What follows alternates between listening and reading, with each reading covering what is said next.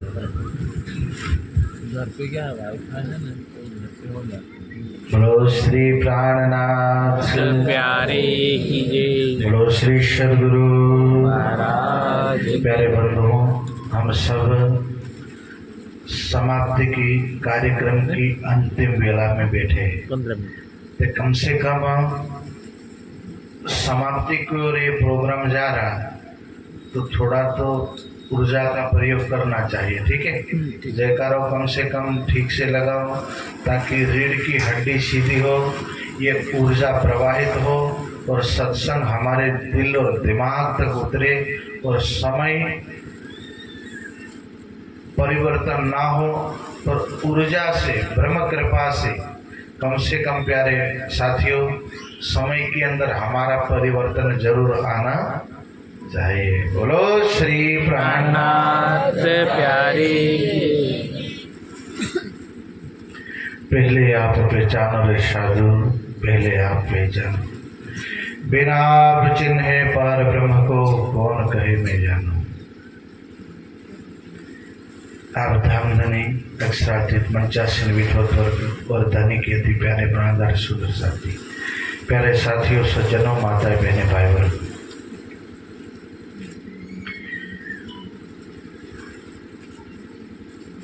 बड़े भाग मानुष तन पावा, सुर दुर्लभ सब ग्रंथ गावा।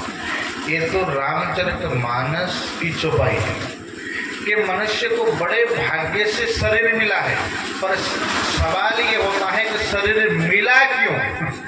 शरीर तो मिल गया, पर मिला क्यों? भाग्य से मिला क्या? मनुष्य में और पशु में फिर अंतर क्या है? क्योंकि हमको भी शरीर मिला है, मानव के शरीर में और पशु के शरीर में क्या अंतर है? क्योंकि हम लोग भी खाना खाते हैं, पशु भी। बोलो तो करा, ये पथरा खाए, भोजन खाए भाई,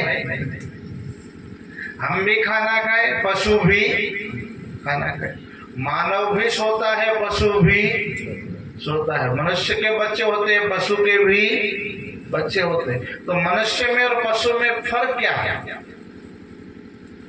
क्योंकि यहाँ केवल न केवल मनुष्य सत्संग सुनने, कोई अपने गाय भैंसों को लेकर के आया सत्संग सुनने, कोई कुत्ता बिल्ली को सत्संग सुनाने लेके आया ना। सत्संग केवल मानव सुन सकता है, और मनुष्य के पास वो विवेक बुद्धि है, पशु के पास नहीं। यहाँ भूलती कुतरो आ भी जाए, यहाँ रेवा दे कोई कि तारो समय पूरो।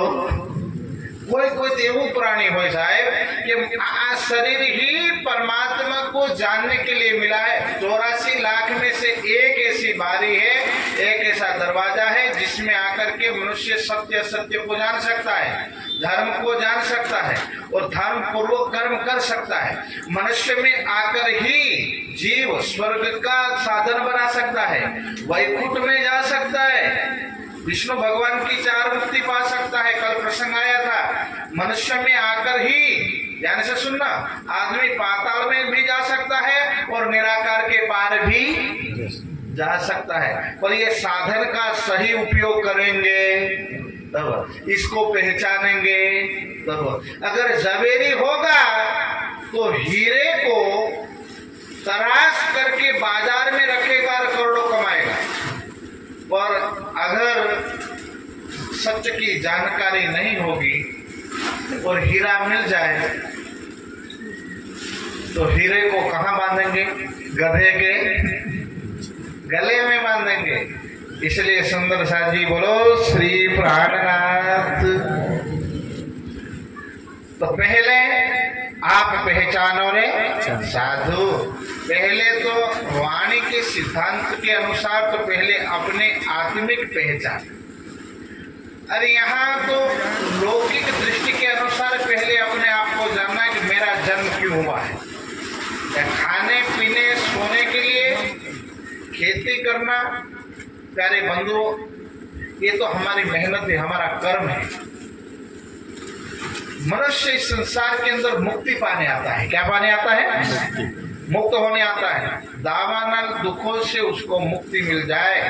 नहीं तो प्यारे साथियों, लौकिक मेहनत के साथ साथ हमको अलौकिक मेहनत भी करनी पड़ेगी। नहीं तो सिंह चाहे सिंह के मुख में मृगा आ जाए वो कभी संभव नहीं है। ना ही प्रविशंति मृगा, भले सिंह जंगल का राजा हो पर सोए हुए सिंह के मुख में कभी मृग आने वाला नहीं है। बोलो श्री प्राणनाथ। तो प्यारे सुंदर साथ जी, ये जागने का ब्रह्मांड है। जागने के ब्रह्मांड में हमारा जन्म हुआ है, परमात्मा की वाणी आई है और 4 पदार्थ मिल गए गॉड गिफ्ट हुई। कितने पदार्थ? 4। सुंदर साथ जी, तुझे स्वामी जी पदार्थों के देकर लगाए। बोलो श्री प्राणनाथ।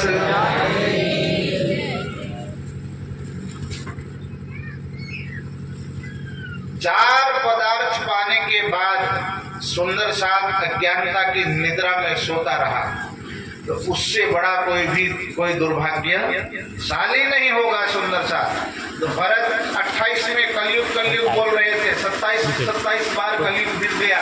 अरे ये जो चल रहा वो कौन सा कलयुग है? 28वां कलयुग है। और अमेरिका, न्यूजीलैंड, ऑस्ट्रेलिया में जन्म नहीं मिला। जन्म मिला तो कहाँ मिला? भारत खंड में, भारतवर्ष में जन्म मिल गया।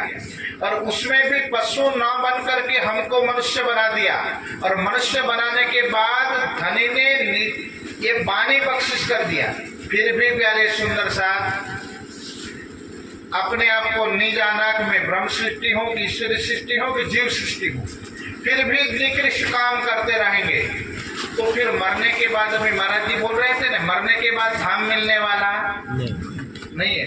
मुश्किल से भी धाम नहीं मिलेगा। एक भाई ऐसा हुआ था, उसने कसम खाया था मर जाऊंगा कभी भगत नहीं बनूंगा और भगत की संगत ही नहीं करूंगा और भजन में कभी नहीं जाऊंगा, कभी सत्संग नहीं करूंगा, मर जाऊंगा कभी नहीं करूंगा। पर लड़कों ने विचार किया, हमारे पिताजी कितनी अच्छी व्यवस्था किया है, 100 बीघानी जमीन रखी, कितनी 100 बीघानी जमीन, सारे ट्रैक्टर सारे साधन खरीदे। अरे ये ऐसे मर जाए, भूत बन जाए, वो घर वालों को पसंद नहीं था। उन्होंने कहा सीते जी भक्ति नहीं किया, अंतिम समय में कभी ब्रह्म का नाम तो नहीं लेगा, कम से कम राम का नाम तो ले ले।